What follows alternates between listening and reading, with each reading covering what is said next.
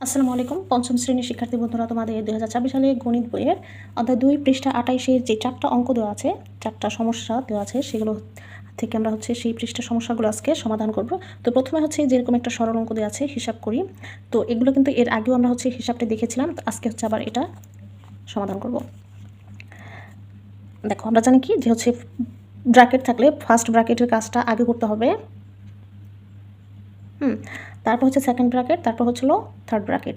তার মধ্যে যোগ বিয়োগ গুণ ভাগ, যদি ব্র্যাকেট ছাড়া যোগ বিয়োগ গুণ ভাগ এরকম কিছু থাকে, তাহলে ভাগের অথবা গুণের কাজ যেটা আগে থাকবে, বাম পাশে থাকবে, সেটাকেই আগে কাজ করতে হবে। তো এগুলো আমরা করতে করতে আসলে এরকম হয়ে যাব, তখন আর এই জিনিসগুলো এমনি মাথায় সেট হয়ে যায়। ধরো এখানে 78 থাকবে, থার্ড ব্র্যাকেট 56 যোগের যোগ, এখানে কি আছে সেকেন্ড ব্র্যাকেট 165 বিয়োগ। এবার দেখো ফার্স্ট ব্র্যাকেটের কাজ পেয়ে গিয়েছি। এই ফার্স্ট ব্র্যাকেটের ভিতরে একটা ভাগের কাজ আছে, একটা গুণের কাজ আছে। তো প্রথমে বাম পাশে যেটা আছে সেটা কিন্তু আমাদের কাজ করতে হবে। তার মানে 48 ভাগ 6, 48কে 6 দিয়ে ভাগ করলে 6 8 48 8 হয়, আর রইল গুণ 9। তো এখানে কিন্তু আমাদের দেখো এখনও কিন্তু ফার্স্ট ব্র্যাকেটের কাজ শেষ হয়নি, যেহেতু আরও একটা কাজ বাকি আছে। সো ব্র্যাকেট কিন্তু আমাদের থাকবে গুণ 2, সেকেন্ড ব্র্যাকেট, থার্ড ব্র্যাকেট। এখানে 78 78 থাকবে, বিয়োগের বিয়োগ, এই পর্যন্ত যা আছে সব সেম থাকবে। এখানেও ঠিক তাই। 8 নং, এই যে গুণের কাজটা করে ফেলি। 8 নং 72 গুণ 2, সেকেন্ড ব্র্যাকেট, থার্ড ব্র্যাকেট, এখানেও যা আছে তাই। এবার দেখো এই সেকেন্ড ব্র্যাকেটের মধ্যে কি একটা বিয়োগের কাজ আছে, একটা গুণের কাজ আছে, কিন্তু আমাদের নিয়ম অনুযায়ী কি গুণ অথবা ভাগ থাকলে সেটার কাজ আগে করতে হয়। সো বিয়োগটা এখানে যা ছিল 165 বিয়োগ আগে থাকবে, এটাকে গুণ করব। 2 2 গুণে 4, 7 2 গুণে 14, সেকেন্ড ব্র্যাকেট, থার্ড ব্র্যাকেট। এখন আমাদের সেকেন্ড ব্র্যাকেটের মধ্যে একটা কাজ আছে বিয়োগ। এই 165 থেকে 140 বিয়োগ করলে কত থাকে? 5 থেকে 4 বিয়োগ করলে থাকে 1, 6 থেকে 4 বিয়োগ করলে থাকে 2, 1 1 0, কিছুই থাকবে না। এখন আমাদের এই যে সেকেন্ড ব্র্যাকেটের সম্পূর্ণ কাজটা শেষ, বাকি হলো থার্ড ব্র্যাকেট। এখানে 78 বিয়োগ থাকবে। এবার থার্ড ব্র্যাকেটের ভিতরে কাজ আছে কি যোগ।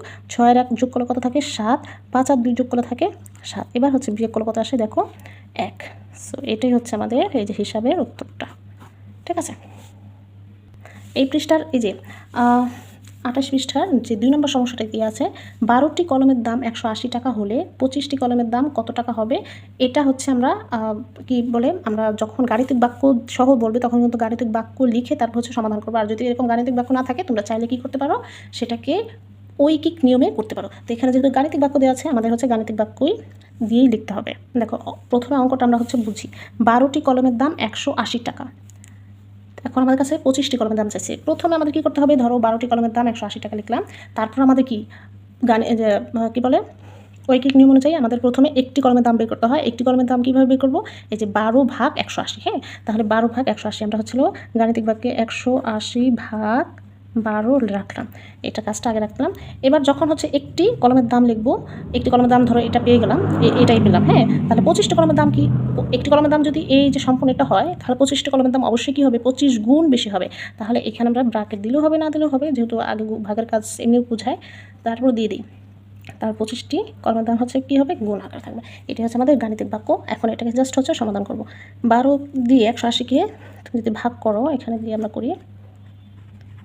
দেখো এই 18কে ভাগ করা যায়। হ্যাঁ, 12 একে 12, বিয়োগ করে থাকে কত? 6, আর এই 0 নামাইলে 5 12 60।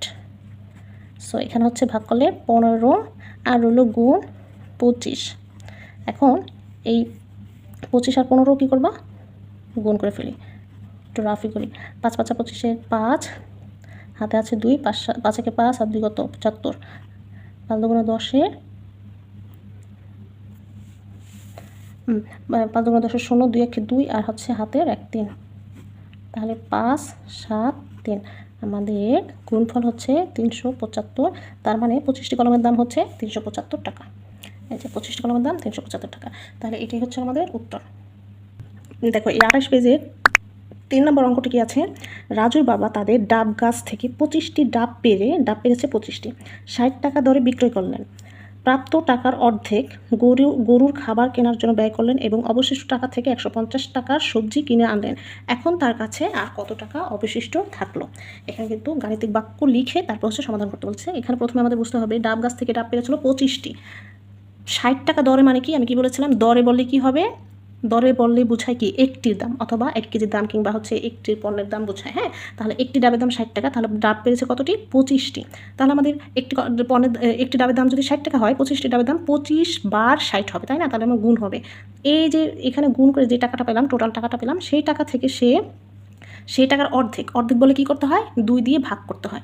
আচ্ছা, আমরা এখানে ধাপে ধাপে করবো। হ্যাঁ, ধরো প্রথমে হচ্ছে আমাদের যে টাকাটা আসবে, এই যে 25টি ডাব বিক্রি করে হচ্ছিলো আমাদের টাকা আসবে। একটা ডাবের দাম হচ্ছে 60 টাকা, সুতরাং 25টি ডাবের দাম হচ্ছে 60 গুণ 25।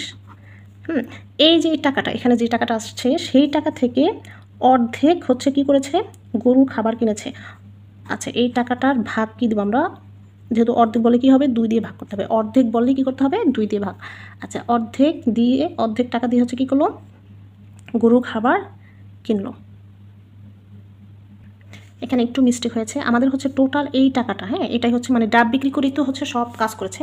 তো টোটাল টাকা থেকে হচ্ছে আমাদের কী করতে হয়েছে? খরচ করতে হয়েছে। খরচ করলে কি হয়? কমে যায়। তাহলে কমলে কী করতে হবে? আমাদের বিয়োগ দিতে হবে সামনে। হ্যাঁ, বিয়োগ দিতে হবে। প্রথমে কি কমেছে? প্রথমে কমেছে এই যেই টাকাটা বিক্রি করেছিল তার অর্ধেক টাকায় গরুর খাবারে বিক্রি করেছে। তার মানে এই যে এই টাকাটার অর্ধেক আমরা লিখবো কীভাবে? আবার এই যে 60 গুণ 25 ভাগ 2 দিব। ঠিক আছে, এই টাকাটা হচ্ছিল অর্ধেক, হচ্ছিল কি? এটা হচ্ছিল কি? গরুর খাবার এখানে আমরা হচ্ছে যোগ দিতে পারি।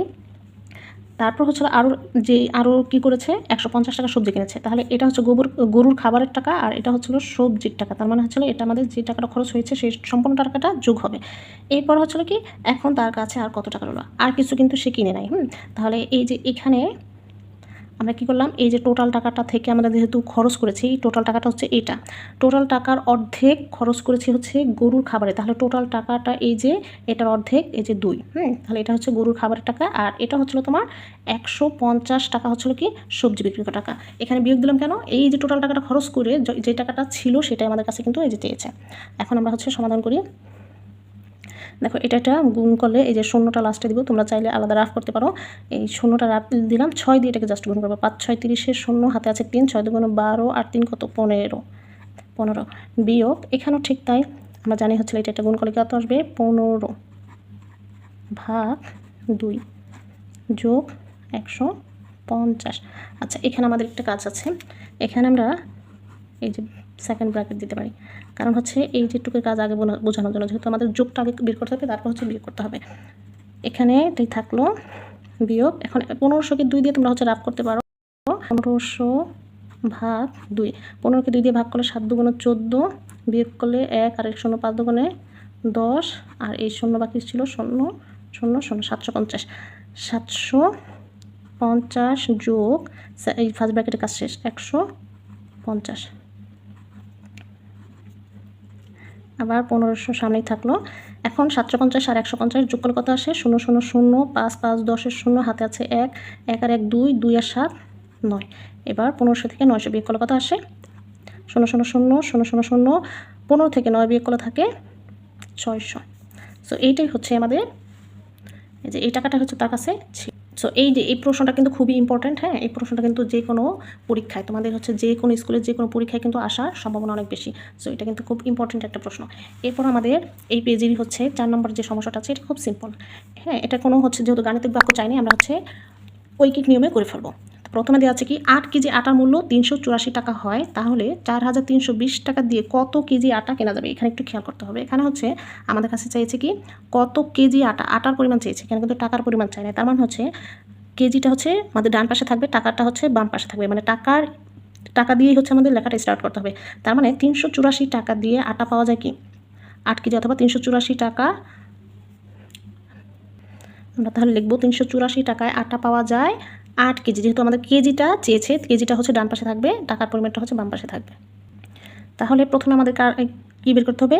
সুতরাং 1 টাকায় আটা পাওয়া যায়, এটা কী করতে হবে? এইভাবে লিখতে হবে 8 উপরে নিচে হচ্ছে 300, এই যে এখানে এটা যেটা আছে 384। হ্যাঁ, এবার এই যে ধরো 1 টাকায় পাওয়া যায় হলো এই পরিমাণ আটা। তাহলে 4320 টাকায় পাওয়া যাবে কি আরও বেশি আটা পাওয়া যাবে। বেশি যখন হবে তখন কী করে বের করতে হবে? উপরটার সাথে গুণ করতে হবে। এই জিনিসটা তোমাদের, এটা কিন্তু হচ্ছে তোমরা এই যে ক্লাস 4-এ কিন্তু অনেকে করেছো। এখানে নিচে 384। এখন এটা দিয়ে হচ্ছিল আমরা এটা মানে বোঝায় এই যে এই 384 সংখ্যাটা এটার সাথেও ভাগাকার আছে, এটার সাথেও ভাগাকার আছে। তুমি চাইলে হচ্ছিল আমরা দেখব 384 দিয়ে এই যে 4320কে ভাগ করা যায়, এটাকে ভাগ করা যায় না, তোমরা একটু ট্রাই করতে পারো, এটা ভাগ করা যায় না। তো প্রথমে যে এই যে 8 দিয়ে হচ্ছে 384কে ভাগ করা যায় 48 বার। হ্যাঁ, এবার এই 48 দিয়ে হচ্ছে আবার এটাকে ভাগ করবো, যেহেতু এইটা হচ্ছে আমাদের ভাগ। তো 48 দিয়ে 4320কে ভাগ করলে কত হয়?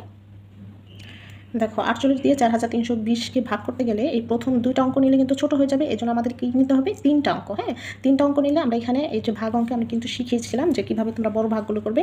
এই যে 4 ঘর নামতে পারবে, 4 8 32, 4 নং 34। তো আমরা হচ্ছিল 4 নং 36, যেহেতু এখানে 43 আছে, 4 নং 36 মানে সম্পূর্ণ 48কে 9 দিয়ে হচ্ছে আমরা 72-এর 2 হাতে আছে 7, 4 নং 36 আর 7 কিন্তু হচ্ছে 43। এই যে দেখো 48কে 9 বার মানে হচ্ছে 48 দিয়ে যদি আমরা 432কে 9 বার মানে হচ্ছে ভাগ করতে পারবো, তাহলে এখানে দিলাম হচ্ছে 9, এখানে হচ্ছে 432। আর এই যে 0 ছিল, এই 0 দিয়ে 48কে মানে হচ্ছে 48 দিয়ে 0কে ভাগ করে 0ই হবে। তো এইখানে হচ্ছে আমরা কত পেলাম? সো এই যে এই 48 দিয়ে তাহলে আমরা হচ্ছিল 4320কে আমরা হচ্ছে কতবার কাটলাম? 90 বার। তাহলে এই যে 4320 টাকায় আটা পাওয়া যাবে কত কেজি? 90 কেজি। এটাই হচ্ছে তোমাদের উত্তর। তো আশা করি এই যে এখানে 3 এবং 4 এই দুইটা অঙ্ক কিন্তু আমরা মানে এই যে এখানে 4টা অঙ্ক কিন্তু এই পেজে 4টা অঙ্ক ছিল, আমরা কিন্তু সবগুলো সমাধান করে দিলাম। আর এছাড়াও কিন্তু পরবর্তীতে তোমাদের যত সমস্যা আছে 2026 সালে যেহেতু গণিত বইটা আপডেট করা হয়েছে, এখন থেকে আমাদের সবগুলো সমস্যা কিন্তু আমরা আমাদের বর্ণলিপি একাডেমি চ্যানেল এবং ফেসবুক পেজে আপলোড করব। তোমরা কিন্তু সেগুলো ভিডিও খুব সহজে পেয়ে যাবা যদি আমাদের চ্যানেলটি সাবস্ক্রাইব করো এবং ফেসবুক পেজটি ফলো করো। আর ভিডিও ভালো লাগলে কিন্তু অবশ্যই লাইক দেবে, বন্ধুদের সাথে শেয়ার করবে। আল্লাহ হাফেজ।